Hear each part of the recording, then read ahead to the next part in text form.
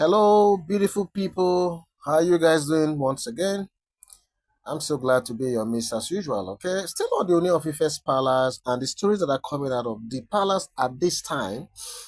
Now, what we are hearing at this time, allegedly, is that Ooni of Ife has purportedly approached Reverend Esther Ajayi, for the opting time to convince Queen Naomi over co-parenting, you know, so you heard me right. The rumor coming out is that Ooni of Ife has approached Reverend Esther Ajayi. For the longest of time, he has always been uh, um, um, using her to intercede. Whenever there are issues between him and Queen Naomi. Don't forget, I keep saying this. Reverend Esther Ajayi is like a spiritual mother to Queen Naomi, okay? And they've both had a very fantastic relationship even up to now, okay? So apparently, excuse me, apparently, Ooni of Ife saying the situation that he's not going to be able to get the custody of Tadenikawo, at this time, he has decided to follow the route that I think is the best, for him at this time. Okay, so Reverend Esther, don't forget, is a mutual friend to both of them. I'm talking about Kabiesi and Queen Naomi. She's like a spiritual mother to Queen Naomi. Like I said before, she's well respected by Kabiesi and even the Ileife Kingdom.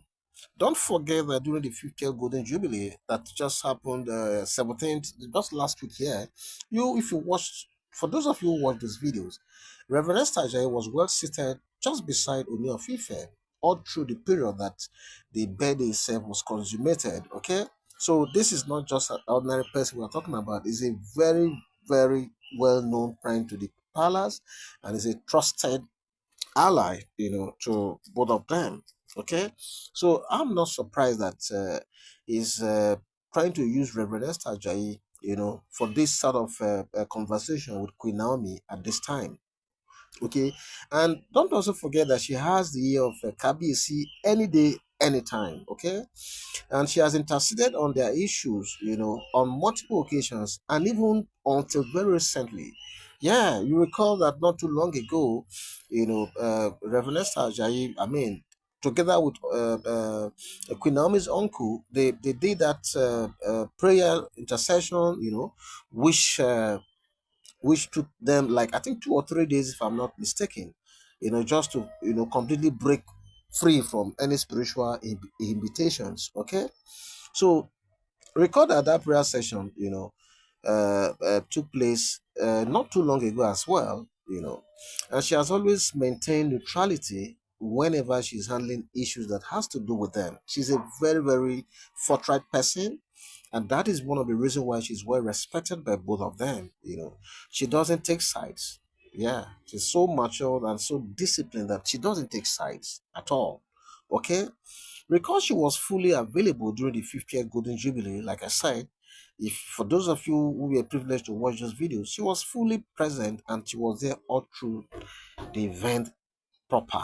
Okay, recall she was also the one who took Tadenikao's hamper to KBS. You recall we also did a report on this channel that while the birthday were on that day, a lot of us didn't know that Tadenikao, even though he couldn't go there physically, Queen Naomi was able to prepare a special hamper. Though we later did a report on that as well. So it was Reverend Esther Ajayi who allegedly took that hamper direct to Ooni of Ife, hand to hand.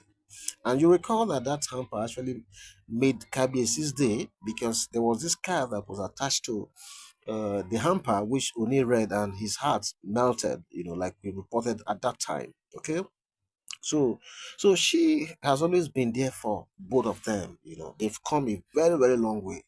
So, looking at the trajectory of the many attempts that Ooni of Ife has made to get Tadenikawo in the past, and even very recently, which have all collapsed like pack of cards, it is now very instructive to see why KBC is taking this route this time. And it's not just an ordinary route. She's using the route, of someone who is well respected, not just by Queen Naomi or Kabiyesi alone, but the entire Ife kingdom. Okay, And who else is in a good position to broker this peace, you know, than the highly revered Reverend Esther Ajayi?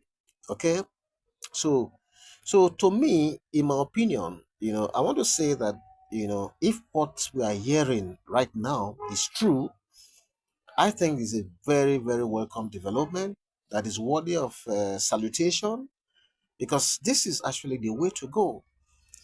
I have always advocated for peaceful co-parenting for myriads of reasons. Okay, and some of the reasons are: number one, that Tadenika, for God's sake, is a minor, and a lot of you are aware that as a minor, the person who is in the best position to take care of a minor is his biological mother, especially where the mother has not been found to be unworthy of that position, maybe by virtue of maybe sanity or whatever.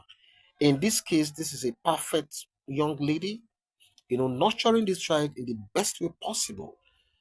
Okay, so like I said, number one is the fact that Danica still remains a minor, even as at this time I'm doing this report. Number two, his mom is still very much alive and very, very sane, like I said. For those of you who are keen followers of Queen Naomi, if you look at her, if you see her today, she carries that, I mean, that aura, that aura, of a special woman. Don't forget too that she's a prophetess. So if there's anyone that can take care of Tadeni Cow, that person is no other person than the mother, and that is Queen Naomi. Number three on my list is the palace as it is presently constituted is not just conducive, but it's also not safe for Tadeni Cow. And I don't want to go into details. When I say not conducive or safe, I'm talking of maybe bring him to the palace and saying it should be taken care of by one of the lorries. Okay, you know that will be recipe for disaster, and of course you know that will not even happen. Queen Naomi that I know will not allow that to happen. But I'm just saying, assuming without considering that she is forced to take Tadidika to that place. I'm telling you that looking at the history of most of the lorries in relationship to Queen Naomi, that place cannot be conducive or safe for him. So number four on my list is he's the only child of his mother. Don't forget that Tadenikao is the first and the only child of Queen Naomi. Queen Naomi is a young lady, and all she's got in this life is Tadenikao. Any attempt to take Tadenikao away from her will be tantamount to like snuffing the life out of her. And I don't think that is the right thing to do. So based on these four reasons that I've given, that is why I've always advocated, before and even up to now, that the best way to go is for both of them, I mean, Queen Naomi and Ooni Of Ife, to do co-parenting in a very peaceful way. Okay? And I think this is the right time to get it done already.